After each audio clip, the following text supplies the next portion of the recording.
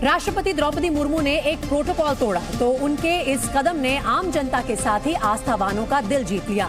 ओडिशा दौरे पर पहुंची राष्ट्रपति द्रौपदी मुर्मू की ये तस्वीर उस वक्त दिखी जब भुवनेश्वर एयरपोर्ट से गार्ड ऑफ ऑनर दिए जाने के बाद वो भगवान जगन्नाथ के दर्शन के लिए निकली। जब मंदिर का फासला महज 2 किलोमीटर बचा तो राष्ट्रपति मुर्मू अपनी बुलेट प्रूफ गाड़ी से उतरकर पैदल ही चल पड़ी। 2 किलोमीटर की ये दूरी उन्होंने बिना चप्पल के तय की। इस दौरान उनके सुरक्षाकर्मी और बीजेपी नेता धर्मेंद्र प्रधान भी पैदल ही मंदिर की तरफ बढ़ते दिखे। नीली बॉर्डर वाली साड़ी में प्रेसिडेंट मुर्मू बहुत तेज कदमों से चलती दिखी। इस दौरान जिन्हें भी राष्ट्रपति की इस यात्रा की भनक मिली वो सड़कों के किनारे पहुंच गए और अपने सामने राष्ट्रपति को देखकर हाथ हिलाकर उनका स्वागत करते नजर आए। जवाब में महामहिम मुर्मू भी लगातार लोगों का अभिवादन करती दिखी। प्रेसिडेंट मुर्मू कभी हाथ जोड़ती दिखी तो कभी हाथ हिलाकर लोगों का अभिवादन करती नजर आई। शिवसेना टकसाली के पंजाब के चेयरमैन सुनील कुमार बंटी बुधवार को जालंधर में एक पुलिस थाने में पार्टी के कई नेताओं के साथ बैठे दिखे। बंटी का आरोप है कि उन्हें जान से मारने की धमकी मिली है, जिसकी शिकायत करने ही शिवसेना टकसाली के नेता सुनील कुमार बंटी थाने पहुंचे थे। सुनील कुमार बंटी का दावा है कि उन्हें एक विदेशी नंबर से कॉल आया जिसमें उन्हें मारने की धमकी दी गई। बंटी ने विदेशी नंबर से आए कॉल की रिकॉर्डिंग पुलिस को सुनाई।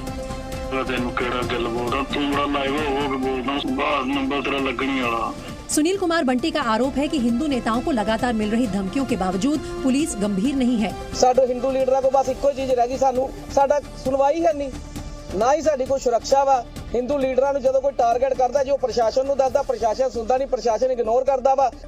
सुनील कुमार बंटी की शिकायत पर पुलिस मामले की जांच में जुट गई है। कुछ दिनों पहले शिवसेना टकसाली के राष्ट्रीय अध्यक्ष सुधीर सूरी की अमृतसर में हत्या कर दी गई थी। वहीं हिमाचल प्रदेश विधानसभा चुनाव का प्रचार आज थम गया। प्रचार के आखिरी दिन बीजेपी और कांग्रेस के स्टार प्रचारकों ने मोर्चा संभाला और अपने उम्मीदवारों के लिए जनता से समर्थन मांगा। बीजेपी की तरफ से केंद्रीय गृह मंत्री अमित शाह मैदान में उतरे। इस दौरान उन्होंने परिवारवाद के मुद्दे पर कांग्रेस को घेरा। दिल्ली में भी माँ बेटा है, हिमाचल में भी माँ बेटा है। ये कांग्रेस पार्टी लोकतांत्रिक पार्टी नहीं है, ये परिवारवाद से जन्मी हुई पार्टी। वहीं यूपी के सीएम योगी आदित्यनाथ ने मंडी और कुल्लू में ताबड़तोड़ रैलियां कर पार्टी उम्मीदवारों के लिए वोट मांगे। उन्होंने कांग्रेस पर निशाना साधा और दावा किया कि पीएम मोदी के नेतृत्व में देश तेजी से तरक्की कर रहा है। पहले दुश्मन देश भारत की सीमा के अंदर घुस करके भारी नुकसान नागरिकों को पहुंचाते थे, सुरक्षा में सेंध लगाते थे। आज किसी की हिम्मत नहीं कि भारत की सीमाओं का अतिक्रमण कर सके। बीजेपी अध्यक्ष जेपी नड्डा ने कांगड़ा और बिलासपुर में जनसभा को संबोधित किया। इस दौरान उन्होंने दावा किया कि लोगों के सही चुनाव के कारण हिमाचल प्रदेश तरक्की की राह पर चल रहा है। तो धारा 370 समाप्त हुआ कि नहीं हुआ? भव्य राम मंदिर बन रहा है कि नहीं बन रहा है? देश तरक्की कर रहा है कि नहीं कर रहा है? कभी सोचा था कि बिलासपुर में all India institute of medical sciences आएगा? कभी सोचा था क्या? हिमाचल में चुनाव प्रचार के आखिरी दिन कांग्रेस की तरफ से प्रियंका गांधी ने मोर्चा संभाला। प्रियंका स्कूली बच्चों के बीच भी पहुंची। इस दौरान उन्होंने कहा कि हर विधानसभा में 4 अंग्रेजी माध्यम स्कूल बनाए जाएंगे ताकि शिक्षा को नई दिशा मिल सके। सिरमौर की रैली में प्रियंका ने दावा किया कि कांग्रेस सरकार बनते ही नौजवानों को 1 लाख नौकरियां देने का फैसला लिया जाएगा। जब पहली मीटिंग होगी नई सरकार की मंत्रिमंडल की, तब उसी दिन निर्णय लिया जाएगा कि आपको 1 लाख रोजगार दिए जाएंगे। किसको? ये तमाम नौजवान सेना जो यहाँ पे खड़ी है, आपको, ये आपका हक है। प्रियंका ने पुरानी पेंशन योजना बहाल करने और महिलाओं को हर महीने 1500 रुपए देने का भी वादा किया। प्रियंका के साथ मौजूद छत्तीसगढ़ के सीएम भूपेश बघेल ने बीजेपी पर महंगाई और बेरोजगारी बढ़ाने का आरोप लगाया। आप कह रहे थे कि कुछ नहीं दिया, बहुत कुछ दिया है। महंगाई, बेरोजगारी, ये सब उन्होंने दिया है। अब उसे लौटाने का, ब्याज सहित लौटाने का समय आ गया है। हिमाचल में प्रचार थमने के बाद अब मतदान की तैयारियां तेज हो गई हैं। राज्य की सभी 68 सीटों पर 12 तारीख को वोट डाले जाएंगे। अमेरिका के कैलिफोर्निया से एक हैरान करने वाला वीडियो सामने आया है। वहां पुलिस ने गाड़ियां लूटने वाले एक बदमाश को फिल्मी स्टाइल में पीछा करने के बाद पकड़ लिया। जानकारी के मुताबिक बदमाश अपनी गाड़ी खराब होने के बाद एक दूसरी गाड़ी छीनकर भाग रहा था। जिसकी जानकारी मिलने के बाद पुलिस ने उसका पीछा शुरू कर दिया। हाईवे पर कई किलोमीटर तक पुलिस और लुटेरे के बीच रेस चलती रही और लुटेरा पुलिस को चकमा देकर भागता रहा। कई किलोमीटर तक पीछा करने के बाद पुलिस की कई गाड़ियों ने उसे घेर लिया, जिसके बाद एक चौराहे पर उसे रुकना पड़ा। इसके पहले कि लुटेरा वहां से भागने की कोशिश करता, पुलिस की एक कार ने उसकी गाड़ी में पीछे से जोरदार टक्कर मार दी। टक्कर लगने के बाद भी लुटेरे ने गाड़ी नहीं रोकी और अपनी गाड़ी लेकर सामने मौजूद एक पेट्रोल पंप के अंदर घुस गया। बदमाश की हरकत देख वहां मौजूद पुलिस वालों ने मोर्चा संभाल लिया और उसकी गाड़ी पर फायरिंग शुरू कर दी। बाद में पुलिस वालों ने उसे गाड़ी से उतारकर गिरफ्तार कर लिया। और यहाँ कानपुर में पुलिस चौकी से चोरी का मामला सामने आया है। यूपी के कानपुर में कुछ बदमाश पुलिस चौकी से दारोगा की पिस्टल, 10 कारतूस और दारोगा के कपड़े चोरी करके फरार हो गए। इस घटना के बाद लापरवाही के आरोप में चौकी इंचार्ज को सस्पेंड कर दिया गया। वहीं पुलिस आसपास के इलाकों से सीसीटीवी फुटेज खंगाल रही है। अरुणाचल प्रदेश में आज सुबह करीब 10:30 बजे भूकंप के तेज झटके महसूस किए गए। अरुणाचल के वेस्ट सियांग जिले में भूकंप की तीव्रता 5.7 मापी गई। महाराष्ट्र के सतारा में प्रशासन ने अफजल खान की कब्र के पास बनाए गए अवैध निर्माण पर बुलडोजर कार्रवाई की। बॉम्बे हाईकोर्ट के आदेश के बाद इस कार्रवाई को अंजाम दिया गया। गुजरात विधानसभा चुनाव के लिए बीजेपी ने अपने उम्मीदवारों की पहली लिस्ट जारी की, जिसमें राज्य के मुख्यमंत्री भूपेंद्र पटेल का नाम भी शामिल है। भूपेंद्र पटेल घाटलोडिया सीट से चुनाव मैदान में उतरेंगे। पहली लिस्ट में 160 सीटों पर प्रत्याशियों के नाम का ऐलान किया गया। पहली लिस्ट में अनुसूचित जाति के 13, अनुसूचित जनजाति के 24 और 40 महिलाओं के नाम हैं। इसके अलावा 69 मौजूदा विधायकों को भी जगह मिली है। पार्टी ने दावा किया है कि उम्मीदवारों के चयन में समाज के हर वर्ग और हर क्षेत्र का ख्याल रखा गया है। पार्टी ने युवाओं को, महिलाओं को, अनुसूचित जाति, अनुसूचित जनजाति, समाज के आध्यात्मिक विषयों में सभी वर्गों के जुड़े हुए लोगों को इसमें पूरी तरीके से समायोजित किया गया है।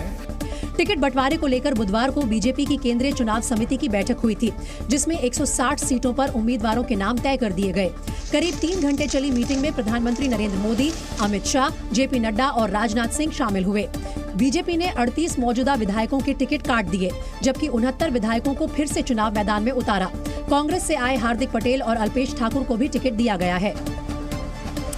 बीजेपी की लिस्ट में क्रिकेटर रविंद्र जडेजा की पत्नी रवाबा जाडेजा का भी नाम है। टिकट मिलने पर रवाबा गुजरात बीजेपी के कार्यालय पहुंची और भरोसा जताने के लिए नेतृत्व का आभार जताया। पार्टी ने जिस प्रकार मेरे ऊपर भरोसा जता के मुझे ये जो अवसर मिला है, उनके लिए मैं तहे दिल से धन्यवाद करती हूँ। रवाबा ने कहा कि रविंद्र जडेजा भी उनके लिए प्रचार करेंगे। रविंद्र जडेजा प्रचार में होंगे साथ में? जी डेफिनेटली। इनडायरेक्ट तौर पे वो भारतीय जनता पार्टी के अभी से ही मेंबर हो चुके हैं, तो डेफिनेटली विल बी हियर। उधर मेहसाना के बिसन नगर से लगातार 3 बार की विधायक और राज्य के स्वास्थ्य मंत्री ऋषिकेश पटेल पर पार्टी ने फिर भरोसा जताया।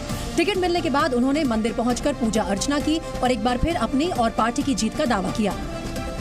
मैं मानता हूं कि इस बार जितनी सीटें आएगी, कदाच मैं समझता हूं कि रिकॉर्ड ब्रेक सीटें आएंगी। अब बीजेपी चुनाव समिति की बैठक से पहले ही गुजरात के कई बड़े नेताओं ने चुनाव न लड़ने का ऐलान कर दिया और कहा कि वो संगठन के लिए काम करेंगे। इनमें राज्य के पूर्व मुख्यमंत्री, पूर्व उप मुख्यमंत्री और पार्टी के पूर्व प्रदेश अध्यक्ष समेत कई पूर्व मंत्रियों के नाम हैं।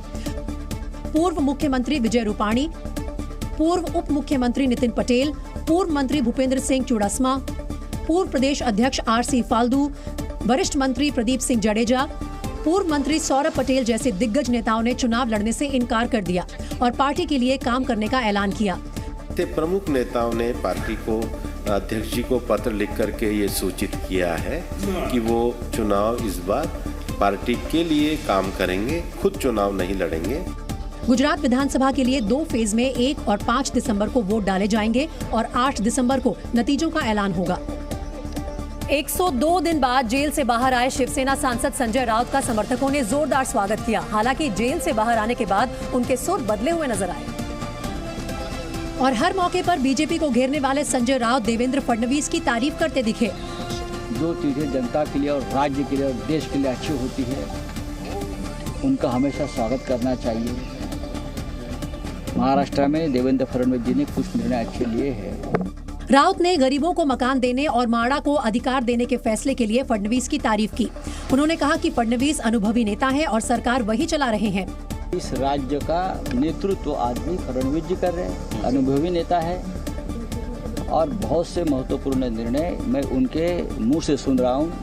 राउत ने कहा कि उद्धव ठाकरे और शरद पवार ने बुरे वक्त में उनका साथ दिया और वो जल्द दोनों से मुलाकात करेंगे। उन्होंने कहा कि वो प्रधानमंत्री मोदी और अमित शाह से भी मिलेंगे और जेल में उनके साथ हुए बर्ताव के बारे में बात करेंगे। पड़ोसी देशों के अल्पसंख्यकों को भारतीय नागरिकता देने का काम जारी है और अब केंद्रीय गृह मंत्रालय ने इसके लिए 9 राज्यों को अधिकार दिए हैं। जानकारी के मुताबिक केंद्रीय गृह मंत्रालय ने नागरिकता कानून 1955 के तहत ये अधिकार दिए हैं। 9 राज्यों ने गृह सचिवों और 31 जिला अधिकारियों को ये अधिकार दिए हैं। इन अधिकारियों ने पड़ोसी देश के अल्पसंख्यकों को भारतीय नागरिकता दे सकेंगे, ये जिम्मेदारी ने दी गई है, जिनमें अफगानिस्तान, बांग्लादेश और पाकिस्तान के अल्पसंख्यक यानी गैर मुस्लिम होंगे। यानी पड़ोसी देश के हिंदू, सिख, बौद्ध, जैन, ईसाई और पारसी की भारतीय नागरिकता उन सबको मिलेगी। केंद्र सरकार की साल 2021-22 की रिपोर्ट के मुताबिक 10 महीने में 1414 विदेशी नागरिकों को इस कानून के मुताबिक नागरिकता दी गई। क्योंकि सीएए के तहत अभी सरकार ने नियम नहीं बनाए हैं, इसलिए इस कानून के तहत किसी विदेशी को भारतीय नागरिकता नहीं दी जा रही है। वहीं पहाड़ों पर लगातार हो रही बर्फबारी का असर अब मैदानी इलाके में भी दिखने लगा है। ठंड बढ़ने के साथ आज सुबह बरेली में घना कोहरा छाया रहा। कोहरे का सीधा असर सड़कों पर दिखा। विजिबिलिटी कम होने के कारण गाड़ियों की रफ्तार धीमी रही। नोएडा में पुलिस से बचने के लिए एक युवक ने सिक्योरिटी गार्ड पर कार चढ़ा दी। जानकारी के मुताबिक पुलिस रेप के मामले में आरोपी युवक को पकड़ने पहुंची थी, लेकिन आरोपी पुलिस को चकमा देकर भागने लगा।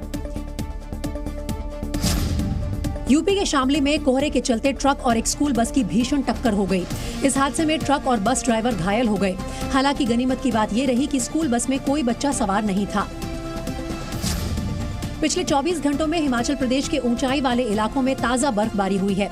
लाहौल स्पीति में बर्फबारी से सड़कें बंद हो गई हैं। वहीं पर्यटकों के लिए भी सुरक्षा एडवाइजरी जारी कर दी गई है। अमेरिकी संसद की प्रतिनिधि सभा की सभी 435 सीटों और सेनेट की 35 सीटों के लिए हुए मिड टर्म इलेक्शंस में रिपब्लिकन पार्टी को बहुत ज्यादा फायदा होता नजर नहीं आ रहा। रिपब्लिकन पार्टी की उम्मीदें इससे कहीं ज्यादा थी। वो इस चुनाव में बड़ी जीत दर्ज करना चाहते थे, लेकिन फिलहाल ऐसा होता नहीं दिख रहा, क्योंकि अब तक आए नतीजों के मुताबिक प्रतिनिधि सभा में डेमोक्रेटिक पार्टी को 183 सीटें मिली हैं, जबकि रिपब्लिकन पार्टी के पास 202 सीटें हैं। रिपब्लिकन पार्टी पेंसिल्वेनिया में पहले ही सेनेट सीट हार चुकी है, लिहाजा सेनेट में अपना दबदबा बनाने के लिए रिपब्लिकन पार्टी को नेवादा, एरिजोना और जॉर्जिया में कम से कम 2 सीटें जीतनी होंगी, जहां उन्हें डेमोक्रेटिक पार्टी की ओर से कड़ी टक्कर मिल रही है। और गौर करने वाली बात यह है कि मिड टर्म इलेक्शंस में अमेरिका के पूर्व राष्ट्रपति डोनाल्ड ट्रंप ने जिन जिन हाई प्रोफाइल उम्मीदवारों के लिए प्रचार किया, उनमें से ज्यादातर चुनाव हार गए।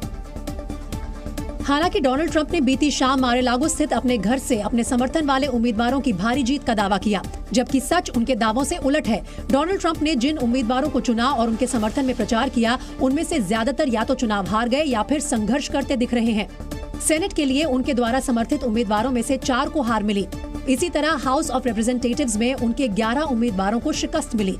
गवर्नर पद के लिए चुनाव लड़ रहे ट्रंप के 10 उम्मीदवार हार गए, जबकि डोनाल्ड ट्रंप समर्थित 2 स्टेट एग्जीक्यूटिव्स को भी हार का सामना करना पड़ा।